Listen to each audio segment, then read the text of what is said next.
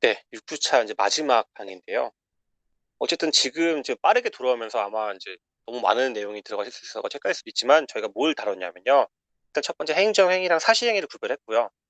사실행위는 이제 항고소송 대상이 될 수 없고 행정행위는 되는 건데 이 행정행위랑 사실행위랑 이제 어떻게 보면 경계선에서 넓어지는 영역들이 분명히 있다. 그게 이제 권력적 사실행위가 첫 번째 나왔었고 두 번째는 준법률행위적 행정이라는 개념이 있더라. 그러니까 일반적으로 사실행위로 봐야 될 것 같은데 의미를 부여해서 법적인 의미를 부여해서 결과적으로 처분성이 인정된 경우들이 있거든요. 대표적으로 수리 같은 경우, 통지나 아니면 이제 뭐 확인 이런 경우도 있었다.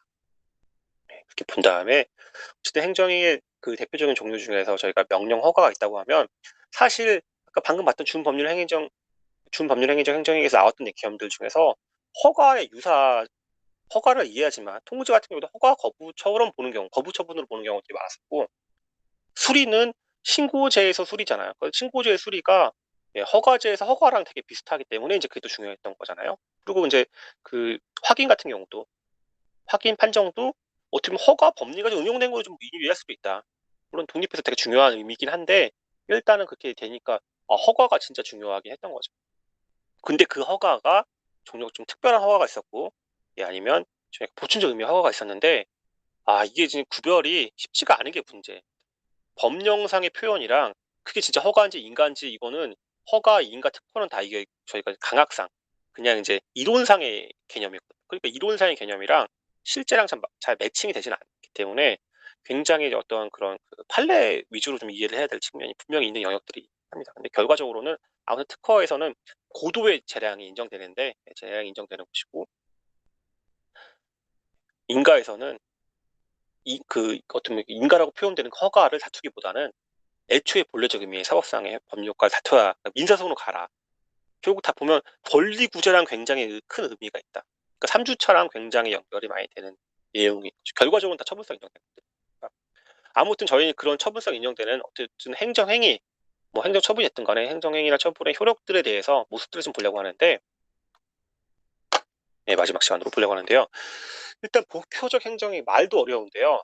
보통 침익적 행정행위, 그러니까 그 의미를 부과하는 경우나 아니면 수익적 행정행위 이런 것들이 존재하는데 그 행정의 종류가 1인에게 침익과 수익이 동시에 발생할 수도 있다라는 점, 아니면 1인에게 수익이면 다른 사람에게 침익의 경우가 있을 수가 있다. 오히려 제3조효적 행정행위는 저희가 아마 제 기억에 3주차 강의에서 원고 적격 법률상 일을 할 때 아마 좀 얘기를 했던 것 같아요.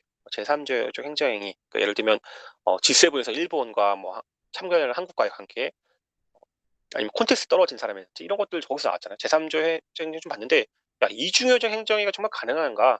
1인에게 침익과 수익이 동시에 발생할 수 있는 것인가? 그것도 관념적인 거죠. 가능할 수도 있는데 같은 값이면 침익으로 보기 때문에 침익으로 보면 약간 좀 더 그 엄격하게 판단을 해야 될 것이고 수익으로 보면 좋은 거니까 좀 넓게 좀 재량도 인정해야 되고 좀 더 약간 넓게 봐주는 측면이 있을 것 같아요. 그러니까 국민의 권리구조 입장에서는 침익과 수익이 동시에 발생하는 경우라면 이걸 침익으로 해석해야 될 측면이 분명히 있는데 문제는 수익으로 봐서 하는 경우들이 있을 수가 있어요. 그 예를 어떻게 들 수 있냐고 하면 진짜 어려운 거긴 한데 최근에 문제된 사건 중에서 문제가 됐던 거는요. 여러분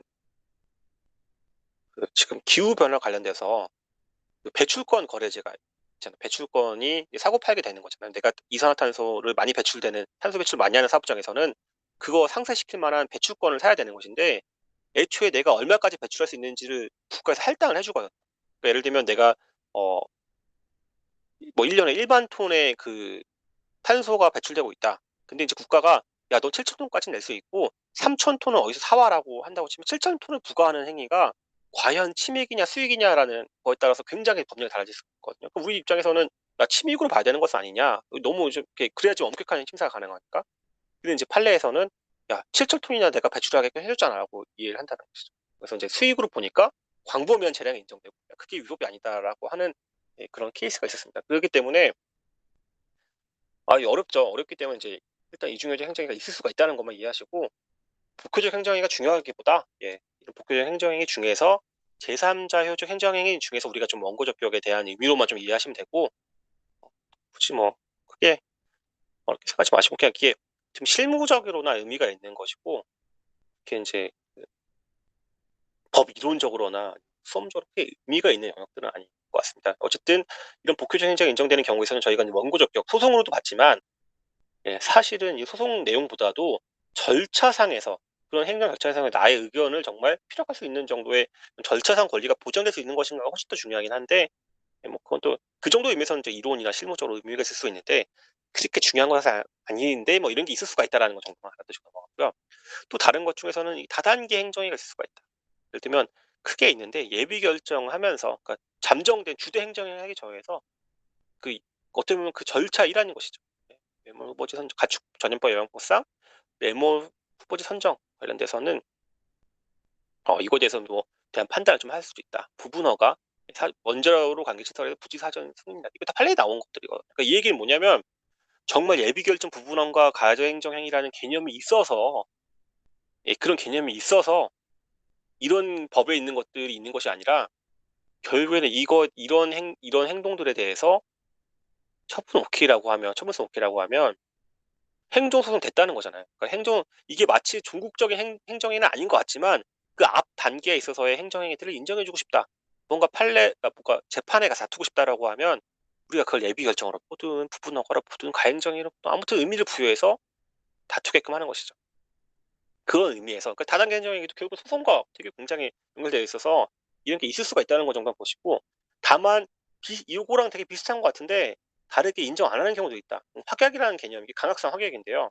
그것도 마찬가지로 정말 확약이라는 개념이 있어서 이게 나오는 것이 아니라 그냥 이 어업권 면허에 관련돼서는 우선순위 결정에 대해서 처분성을 인정 안 했거든.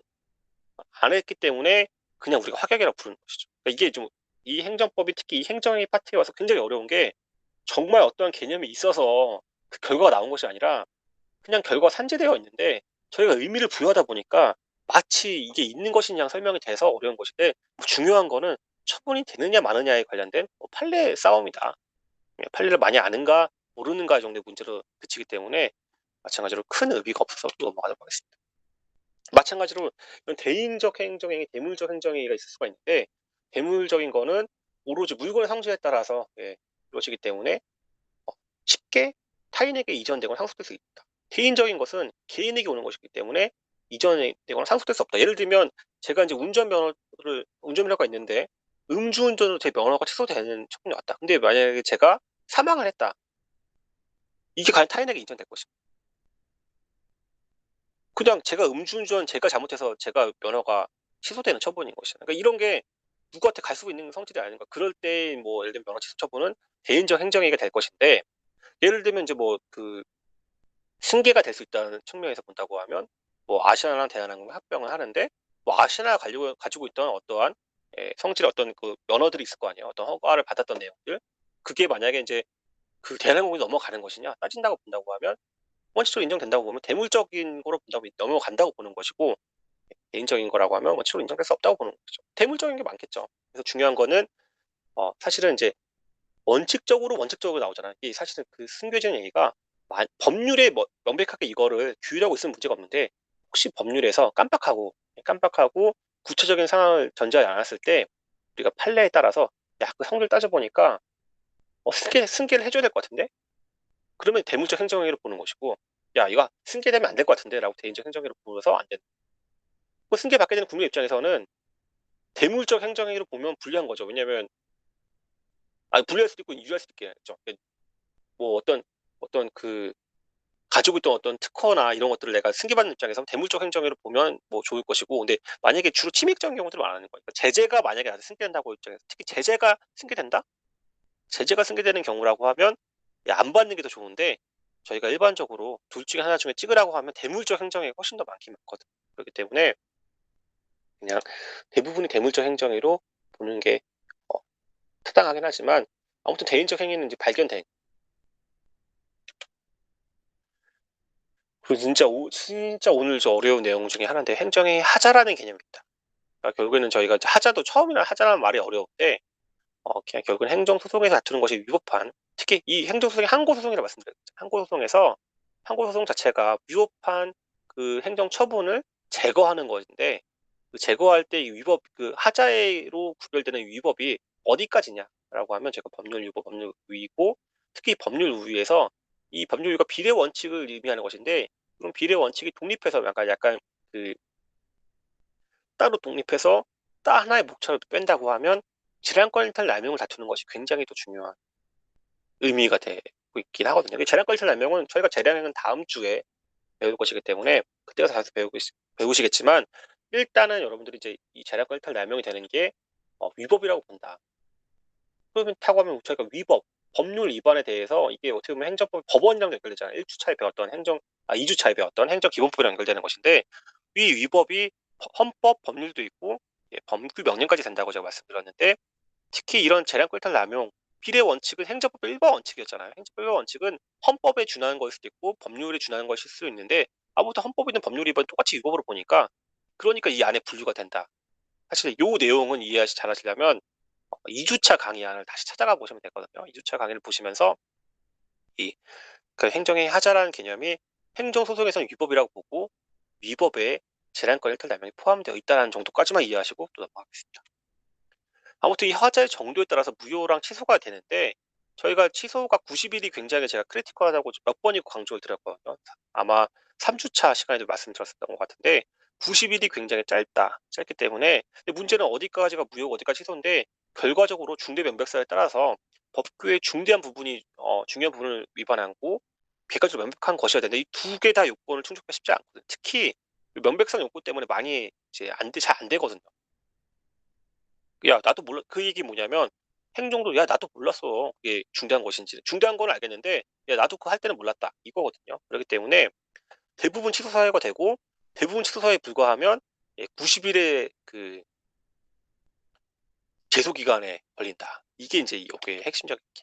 무효사로 인정된 경우는 굉장히 적게 있습니다. 근데 무효인 행정행위에는 다음과 같은 효력이 인정되지 않는다고 해요. 이것도 그래서 보면 공정력, 권한있는 기간에 의해 취소되기 전까지는 유효한 것에 통용되는 힘 그런 것인데 행정기본법 제15조에 이 내용이 나와 있네요. 그러면 무효인 처분 처음부터 그 효력이 발생하지 않기 때문에 이런 공정력 자체가 발생하지 공정력이라는 것 자체가 유동 막 취소할 때 나오는 개념이랑 굉장히 비슷해요. 취소하기 전까지는 유효인 거니까. 근데 무효는 애초에 무효니까 공정력이 나올 수가 없다. 누가 무효인 행정력에 공정력이 인정되는가라고 하면 인정이 안 된다고 말씀하시고 공정력 유사에 또 이런 구성요건적 효력이 있거든요. 사실 구성요건적 효력이 공정이랑 그놈이 그놈인데 다른 민형사재판부에서 그 행정처분이 문제가 됐다고 하더라도 무효인 경우는 무효인 행정인 처음부터 그 효력이 발생하지 않고 제소기간 제한도 없고 누구나 확인할 수 있기 때문에 다른 재판부에서 확인할 수 있다는 거거든요. 그러니까 이 구성요건적 효력은 다른 재판부에서 판단할 수 없다는 효력인 거니까 무효인 행정에서 구성요건적 효력이 인정될 수 없는 거죠. 잘 따라오셔야 돼요. 구성요건적 효력이나 사실은 이 공정력은 취소서에 불과한 행정행위에서만 인정되는 것이다. 마지막으로 불가증력. 아니 쟁송기간 이거 취소 소송에서만 인정된다면서요. 그러니까 이제 당연히 무효에서 인정 안 되겠죠. 그러니까 무효인 행정에서 사실 그 인정되는 이 공정력, 구성요건적 효력, 불가증력은 무효라는 개념 자체에 어울리지 않기 때문에 인정될 수 없다. 그러니까 요 구성요건적 효력, 불가증력, 공정력은 취소 사유에 불과한 행정행위에 그러니까 취소 사유에만 인정되는 취소 사유에 불과한 행정행위만 인정되는 것인데 애초에 무효 자체로 인정되는 경우가 거의 없으니까 많지 않으니까 우리가 일반적으로 행정행위의 효력이라고 해서 이걸 배우는데 글쎄요 제 생각에 이건 취소 사유랑 무효 사유를 구분하고 난 다음에 배워야 될 개념이라서 저는 여기에 이제 분류를 해서 넣었습니다. 결과적으로 안 된다는 거 이거 반드시 하셔야 될 것 같습니다. 그 무효 사유로 인정된 경우 정말 예외적인 거잖아요. 그거 한번 읽어보시기 바랍니다. 그래서 이제 위법한 행정행위에 대해서 권리구제가 되는 것인데 자 항고소송으로 가능해야 된다. 항고소송으로 특히 항고소송 대표적인 취소소송으로 가능한 것인데 취소소송에서는 이 요건 아까 똑같잖아요. 그중에서 제소기간 91년이 굉장히 중요하다. 혹시 부당이득 반환 청구가 가능할 것인가? 왜냐면 이 논의 자체가 부당이득 반환 청구는 저희가 그 민사소송에서 인정되는 근데 이제 아까 얘기가 구속요건 다른 민형사 재판부에서 판단할 수 없다면서요. 취소서에 불과하면. 그러니까 이제 취소 사유에 불과한 위법한 행정에 있어서는 부당이득 반환 청구를 이 항고소송 취소를 하고 오지 않으면 부당이득 반환 청구를 할 수 없다. 네, 하지 그럼에도 불구하고 국가배상은 가능하다는 거. 이게 사실 이게 또 빨간색이어야 되는데 또 국가배상은 가능하다. 국가배상 이런 거 요구하지 않고 그냥 가능하다는 거 결과적으로 알고 계시면 되고요. 그렇다고 하면 약간은 여기는 위법한 행정행위인데 여기 취소 사유에 불과한 행정이었던 거잖아요. 그 중에서도 혹시나 무효 사유에 해당되는 경우다라고 하면 취소 소송이 아니라 예, 무효 확인 소송으로 가게 됩니다. 대상적 경우 문제 없고 제소기간, 제소기간이 문제 될 거예요. 제소기간 문제 안 되기 때문에 가능하다. 그리고 이제 이 본안 판단에서 하자의 정도가 중대하고 명백한 사정이 있다는 거를 좀 논증을 해야 될 필요가 있죠. 왜냐면 이게 무효 사유가 예외인 거니까. 그리고 부당이득 청구 가능하겠어요? 왜냐면 불효행위에는 구속요건적 효력이 없으니까 인사법원에서 판단이 오케이. 구속요건적 효력과 다른 구속요건적 효력 자체가 그 의미가 다른 법원에서는 인사 민형사 법원에서 판단할 수 없다는 거잖아요. 근데 무효인 행정에 그런 게 인정 안 된다면서요. 그러니까 부당이득 관련돼서도 인사법원에서 이거 무효확인 소송 받고 오지 않아도 무효확인 소송에서 인정되는 건 상관없이 독자적으로 인정할 수가 있다. 뭐 그런 상관없이 국가배상은 오케이다. 자세히 보시면 국가배상은 어느 경우에는 다 오케이잖아. 국가배상 오케이인데 이것도 좀 잘 이해하셔야 되는 것이 국가배상 소송이 이것도 마찬가지 청구가 가능하다는 의미인 것이지 승소한다는 얘기는 아니거든요. 국가배상이 가능하다는 것이지 승소한다는 의미는 아니다. 뭐 어렵긴 어렵죠. 이 당사자 소송이랑 국가배상에 대해서는 따로 뒤에서 배울 거라서 당사자 소송이 아니라 이 부당이득 반환 청구 관련돼서는 제가 특히 무효 확인 소송 관련돼서 배울 거라서 뒤에 저희가 아마 제 생각에는 10주 차에 이 내용을 다시 할 거라서 오늘 이거 이해가 안 된다고 하더라도 너무 걱정하지 마시고 제가 이거는 뒤에 다시 나올 거다. 하자의 승계는 이게 순전히 취소 사유 때문에 90일 때문에 나오는 문제입니다. 90일 때문에 불가증력 자체가 취소 사유에 나오는 거잖아요. 그러니까 이제 훈행을 다투면서 연속하는 거 아까 봤죠. 연속하는 게 있을 수가 있는데 후행행을 다투면서 선행행을 다툴 수가. 그럼 무효행위 지금 인정 안 되니까 당연히 하자 승계가 된다고 보겠죠. 다툴 수 있다. 왜냐면 애초에 부가증력 인정 안 돼. 그래서 이제 판례를 자세히 보시면 판례가 연속하는 행정위가 서로 독립해서 별개의 법적 효과를 목적으로 하는 경우에는 당연 무효가 아닌 한 취소에 불과한다고 하면 하자가 승계되지 않는다. 하지만 예외적으로 인정되는 경우가 있을 수가 있다. 뭐 원칙과 예외와 원칙, 예외와 원칙과 예외가 왔다 갔다 하고 있는 것인데 천천히 잘 생각해 보시면 당연 무효라고 하면 당연 무효는 독립해서 별개든 결합화 독립이든 애초에 불가증력이 인정 안 되니까 결과적으로 다툴 수 있거든요. 그러니까 후행이 다투면서 또 선행이 다툴 수가 있거든요. 왜냐하면 선행이 자체에 부가증력이 발생하지 않으니까.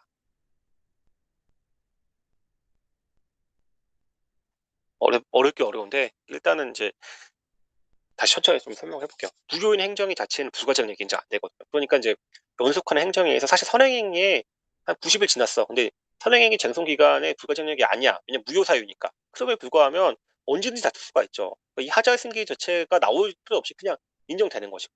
근데 만약에 취소 사유에 불과하다. 왜냐면 대부분이 취소 사유니까 90일이 걸려서 선행행위를 못 다퉜어. 후행행위에서 다툴 수가 있는 것인가? 라고 하면 예, 독립하여 별개인 경우라고 하면 서로 다르니까 못한다. 취소사유이기 때문에 B가 원칙인 거죠. 못한다. 근데 예외적으로 인정되는 경우가 있을 수가 있다. 이 B가 굉장히 중요한 거고요. 뭐 결합해서 동일한 경우라고 하면 예, 무효는 당연하고 설령 취소사유라고도 불구하고 사자 승계가 인정된다. 근데 뭐 결합해서 동일한 법적 효과를 가져오는 경우가 그렇게 많지 않습니다. 대부분은 독립해서 별개의 법적 효과, 별개인데 연달아서 있을 뿐이거든요. 그렇기 때문에 대부분의 경우가 1번이니까 1번의 경우에서 B를 잘 이해하는 것이 가장 중요하네요. 이제 이게 따로 떨어져 있다. 떨어져 있으면 자 이렇게 따로 서로 연속되어 있긴 하지만 이게 이제 붙어 있는 게 아니라 조금 이제 인터벌을 두고 각각 별개의 독립한 법적 효과를 가져오는 것이다라고 하면 후행이 다투면 선행이 다툴 수가 없다. 없다. 왜냐면 90일 넘어가면 다툴 수가 없다. 취소에 불과하기 때문에. 근데 일단은 이렇게 먼저 쉬운 것부터 보면 붙어 있는데 이게 서로 결합해서 동일하면 들 수가 있는 거 예외적인 것이고 만약에 이렇게 떨어져 있으면 할 수가 없다. 승계가 되지 않는다. 할 수 없다는 거. 하지만 예외가 있을 수가 있다. 예외가 있을 수가 있다.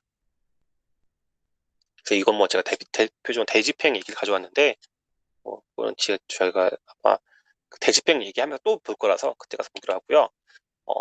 이 예외, 그러니까 여기 보는 요 내용이거든요. 지금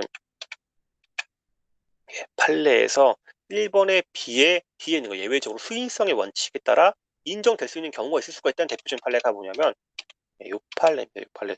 수용 보상 이미 표준지 공시지가 결정하고 난 다음에 표준지 공시지가 결정하고 그 이후에 나와 있는 것들에 대해서 절차가 진행해서 이제 그 공시지가 기초에서 수용 보상금 다투는데 징액을 구한 소송이다. 이 징액을 구한 소송이면 사실 뭐 당사자 소송이겠지만 아무튼 요 수행하는 소송에서 보상금 징액에 대한 거에 전제되는 것이 이제 그 개별 공시지가일 거 아니야. 그 관련된 거 그거에 의해서 수용 보상에서 이제 이해될 거 아니야. 이제 이거에 따지고 원초적인 원죄를 따져가다 보니까 처음에 비교 표준지 공시지가 결정부터 뭔가 문제가 있더라. 이거를 판례에서는 요 문구 선행 처분의 불가증이나 구속력 90일 지난 것 때문에 불이익이 되는 자에게 수위는 너무 가혹하다. 경우에는 인정될 수 없으니까. 그러니까 불가증력에 대해서 다툴 수 없는 마치 그런 구속력 같은 것이 인정될 수 없기 때문에 하자의 승계를 인정해서 다툴 수가 있다. 예, 어려우면 이렇게 넘어가겠습니다. 그래서 이제 키워드로 수용 보상금 관련된 내용들이 있을 수가 있다는 것 정도만 이해하시고 예외니까 예외 넘어가겠습니다. 그 다음에 이제 하자의 치유와 전환인데 하자에 있는 행정행위도 치유가 될 수가 있는데 그 치유가 되려고 하면 경미하고 취소사유 무효인 사유는 치유가 자체가 될 수 없기 때문에 그리고 소송하기 전까지니까 사실은 이제 그 하자의 치유가 절차상 하자에서 그런 치유가 될 수 있다는 정도 개념을 알아두시고 절차상 하자는 제가 행정절차법 시간에 다시 볼 거라서 이것도 뒤에서 제가 다시 반복 설명할 거라서 일단 넘어가고 하자의 전환 거의 없다. 넘어가실 것 같아요. 중요한 건 직권지서 철회 요거 두 개 구분하는 거 이게 마지막 오늘 이 얘기 오늘 강의 마지막인데요. 방금 전까지는 쟁송 취소만 우리가 정말 엄청 열심히 봤죠. 소송으로 취소가 가능한가 열심히 봤는데 직권 취소는 아이고 내가 미안하다. 내가 잘못을 인정해서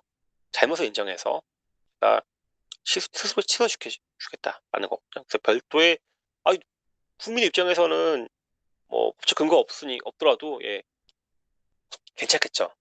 하지만 이제 혹시라도 문제는 이 직권 취소 대상이 처분이 있는 것이니까 수익적인 경우가 있을 수도 있잖아요. 나 이미 그 허가 받아서 하고 있는데 혹시 문제되는 것은 아닌가라는 경우가 있을 수 있는 것이죠. 침입적인 처분이 취소되는 거면 직권 취소하면 땡큐인데 수익적인 나해가 어떤 허가나 면허가 있었는데 애초에 내가 잘못했다. 예를 들면 애초에 그런 어떤 그 자격이 없는데 뭐 감정평가사의 자격이 없고 행정사의 자격이 없는데 내가 실수로 면허증을 내줬다. 면허를 한참 33년 정도 50년 동안 하고 있다가 뒤늦게 야 너한테 그런 자격이 없었는데 내가 괜히 줬구나 해서 뺀다고 할 때 특별히 법적인거 없더라도 가능하다고 보고 그렇다면 국민 입장에서는 야 그래도 내가 50년 동안 그 면허 가지고 활동하고 있었는데 왜 취소하냐고 했을 때 제가 신뢰보호 원칙 배웠잖아요. 인정되기 어렵다고. 본인이 잘못해서 안 된 거잖아요. 그러니까 법률상의 사유 때문에 안 되는 거니까 신뢰보호 원칙 특별히 인정 안 되겠죠. 하지만 논할 수는 있다. 직권 취소에서 어려운 점은 이 직권 취소도 하나의 독립한 별개의 행정행위로 보기 때문에 직권 취소 자체도 하자가 있으면 취소도 가능하다. 어려운 그러니까 취소도 가능한. 과연 이 경우에 수급표가 가능할 것이다. 그러니까 이 얘기인즉슨 줬던 걸 뺏었는데 다시 줄 건지 제재를 했다가 내가 아이고 제재할 게 아니네 하고 뺏었는데 다시 제재를 할 것인지 이 논의거든요. 그래서 이 논의에 있어서는 이런 게 이게 굉장히 어려운 개념이라서 제가 오늘 다 설명하면 어려우실 것 같아가지고 일단 넘어가는 거니까 이런 게 취소가 가능한 것인지 이게 문제가 될 수가 있다라는 정도만 이해하시고 일단은 지금 넘어가겠습니다. 그래서 직권 취소율 관련해서 행정기본법 18조에 나와 있고 이거 부당한 처분을 전문한 폭력의 부당이라는 표현이 약간 좀 생소하긴 하시잖아요. 이건 저희가 다음 주에 자세히 보라서 일단 넘어가고 아무튼 취소할 수 있는데 신뢰 보호할 만한 가치가 있는 경우에는 뭐 장래를 향하여 취소할 수 있다. 소급표 문제랑 연결되는 거잖아요. 뭐 특히 또 불교 형량해야 된다. 근데 당사자가 뭐 자기가 뭐 이렇게 뭐 거짓이나 부정한 방법 중단 가시라고 하면 그게 문제가 없겠죠. 문제는 이 직권 취소가 아니라 철회거든요. 문제는 철회가 굉장히 어려운 개념인데 취소는 원시적 하자고 철회는 사후적 사유인데 문헌상 법문헌상 그냥 취소로 되어 있단 말이에요. 예를 들면 영업 허가를 취소한다. 운전면허를 취소한다. 그냥 취소인데 사실 그 영업 허가할 당시의 문제가 아니라 그 이후에 어떤 의무 위반이 발생한 거죠. 사후적. 그러니까 이제 우리가 이제 의미를 부여해서 철회라고 얘기를 한다. 근데 실제 법문은 철회라고 안 돼 있는 게 문제인 거죠. 그러니까 다 취소인데 어느 경우는 직권 취소고 어느 경우는 철회가 돼서 이때부터 이제 행정법이 어려워지게 됐어요. 철회인 경우에는 처분청이 할 수 있고 법적 근거는 별도의 법적 근거가 없더라도 할 수 있는데 일반적으로 법적 근거가 있겠죠. 있기 때문에 크게 문제가 없어. 이거 그냥 일반적인 내용이고 있을 것이고 판례에서는 철회 법적 근거 없더라도 뭐 중대한 공익성의 필요가 있다면 예정할 수 있다고 하는데 보통은 법적 근거가 있는 경우들이 많습니다. 철회 사유는 이렇게 여러 가지 있을 수가 있다. 중대한 공익성의 필요가 있으면 써도 된다는 거. 철회권의 제한은 신뢰보호 원칙 논하는 게 가장 중요하긴 한데 마찬가지로 보호 가치가 있는 신뢰가 있어야 되기 때문에 인정되기가 쉽지 않은 것이다. 철회 효과는 장래, 왜냐면 면허 취소가 되는 건 장래로 이제 없어지는 거잖아요. 그렇기 때문에 장래효가 일반적이다. 철회도 독립행위의 독립적 행정이므로 아까 취소처럼 철회 취소처럼 취소의 취소가 가능하다. 그리고 그때 그 이후에 있는 경우도 뭐 철회, 취소, 철회 취소 경우 수가 복잡한데 아무튼 다 가능하다고 보시면 될 것 같습니다. 아무튼 내용이 특히 이 직권 취소나 철회 같은 경우는 직권 취소나 철회 같은 경우는 이 하자에 있는 취소, 하자에 있는 직권 취소, 하자에 있는 직권 철회, 하자에 있는 철회 이런 게 어려운 개념이어서 어렵게 어려운데 그건 일단 좀 그런 행정 기본법 조문을 좀 보시면서 좀 이해를 하실 필요가 있을 것 같습니다. 그러니까 철회는 뭐냐면 그 애초에 했던 거 이후에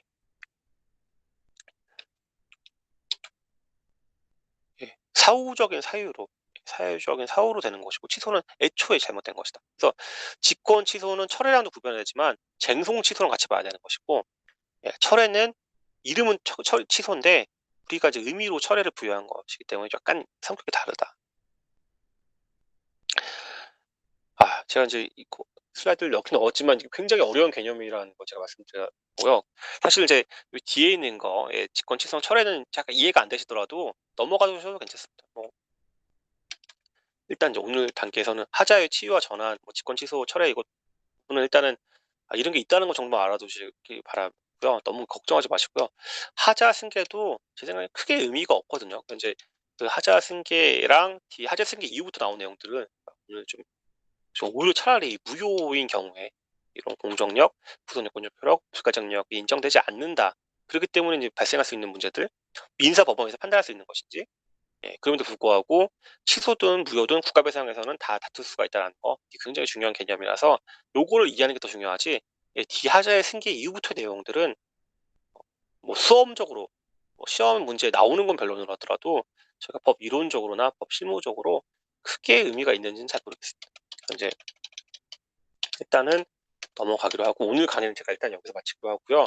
궁금한 점 있으면 언제든지 질문하시고 저희가 또 실시간 강의 시간도 있으니까 그 시간에 다시 제가 이거 설명을 해볼 테니까 그때 다시 한번 이해가 안 되는 것들에 대해서 이해할 수 있는 기회가 있을 것이고 또 관련 내용들은 제가 비슷하게 뒤에 반복되고 있기 때문에 일단은 이제 이렇게 해서 오늘 강의를 마치도록 하겠습니다.